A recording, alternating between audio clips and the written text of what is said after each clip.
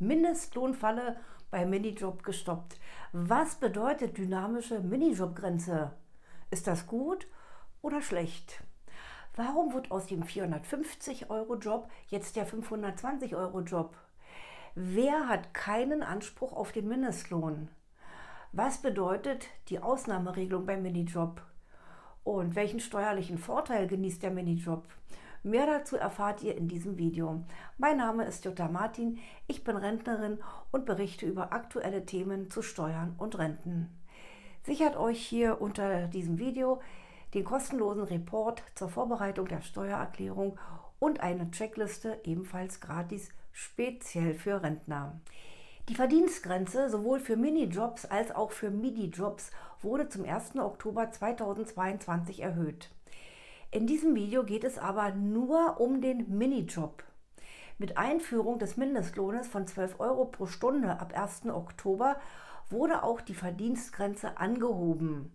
Seit 2013 lag sie unverändert bei 450 Euro im Monat. Das Problem für den Arbeitgeber war, dass er bei jeder Lohnanpassung die Arbeitszeiten kontrollieren und natürlich auch anpassen musste. Tat er das nicht, hat er gegen das Mindestlohngesetz verstoßen.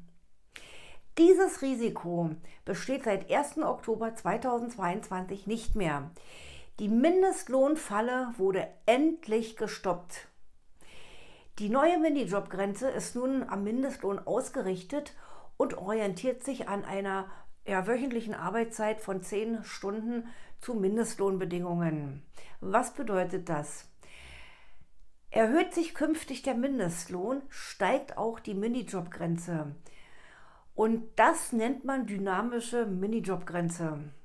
Für die Berechnung gibt es eine Formel, die im SGB IV, also 4. Sozialgesetzbuch, Paragraph 8, nachzulesen ist. Die Geringfügigkeitsgrenze wird jeweils vom Bundesministerium für Arbeit und Soziales im Bundesanzeiger bekannt gegeben. Berechnet wird sie folgendermaßen: 12 Euro Mindestlohn mal 130 geteilt durch 3 gleich 520 Euro.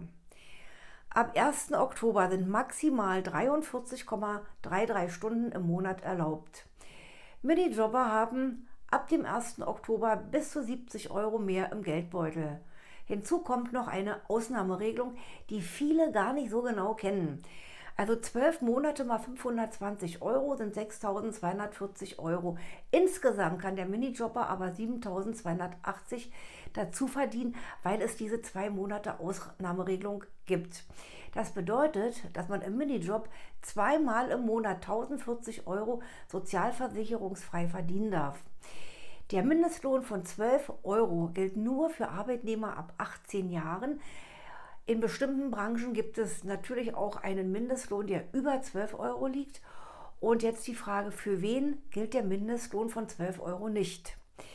Auszubildende, ehrenamtlich Tätige, Selbstständige oder auch Langzeitarbeitslose innerhalb der ersten 6 Monate, die sie wieder in den Arbeitsmarkt eingestiegen sind, haben keinen Anspruch auf die 12 Euro Mindestlohn. Auch für Freiwillige beim Bundesfreiwilligendienst gilt der Mindestlohn von 12 Euro nicht. Für die Beschäftigung von behinderten Menschen in geschützten Einrichtungen, wie zum Beispiel Werkstätten für behinderte Menschen, Blindenwerkstätten, Anstalten und Heime und Personal in Einrichtungen der Jugendhilfe, gelten andere Regelungen.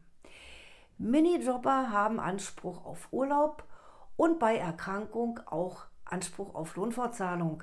Für die Lohnfortzahlung wegen Krankheit zahlt der Arbeitgeber die Umlage U1 in Höhe von 0,9%. Auch beim Kündigungsschutz gelten die gleichen Regeln wie für Vollzeitbeschäftigte.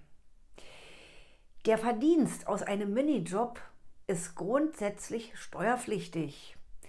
Zahlt aber der Arbeitgeber 2% Pauschalsteuer, bleibt der Minijob komplett steuerfrei. Er muss dann auch nicht in der Steuererklärung angegeben werden. Kurzarbeitergeld kommt für einen Minijobber nicht in Frage, weil der Minijob ja in der Arbeitslosenversicherung nicht versicherungspflichtig ist. Das waren jetzt die wichtigsten aktuellen Informationen zum Minijob. Wenn euch das Video gefallen hat, dann lasst gerne einen Daumen nach oben da. Anregungen, Fragen, Meinungen, schreibt bitte unten in die Kommentare. Ich wünsche allen eine schöne Woche und verabschiede mich bis zum nächsten Video. Jutta Martin.